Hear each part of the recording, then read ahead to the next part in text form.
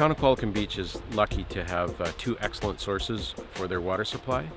One is here in the deltaic deposits of the Little Qualicum River, and the other is in glacial sands and gravels that are deposited at elevation south of town.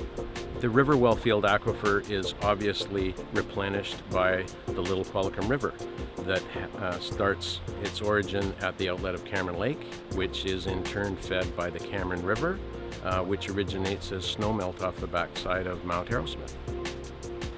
In the case of the Berwick aquifer, rainfall falls on the ground, eventually infiltrates and makes its way down to sands and gravels that were probably laid down somewhere between 2 million and 10,000 years ago by past glacial action and the sculpting of ice and water. And now we have an excellent water supply at elevation south of town.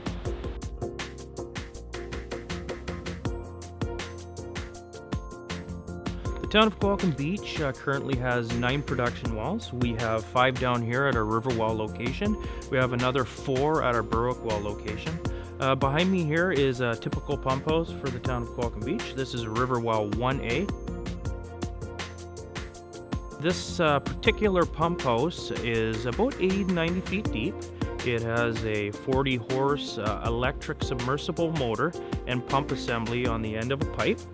So when our SCADA system calls for water, our pump will fire up and we'll pump water to the surface. As soon as it gets to the surface, that's where we start metering our water. After the air release valve, we pump our water through to our UV system. Our UV reactor uses 3 1,000 watt bulbs.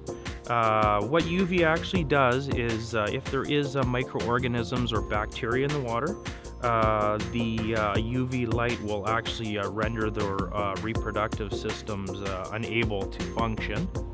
After the UV, we shoot our water down the pipe to our chlorine injection point.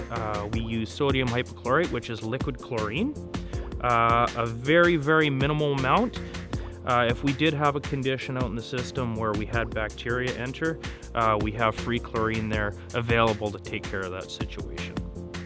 We pump our water out into the system, up into our reservoirs. It's gravity fed to your home, and you can turn on your tap and use it. When it comes to the public, it's all about respecting the environment. You cannot dispose of anything inappropriately. That goes from like dog poop to automotive fluids to fertilizers and pesticides and herbicides. The natural environment is extremely capable of filtering and cleaning water on its way to us, but it can't deal with man-made chemicals or that kind of intrusion.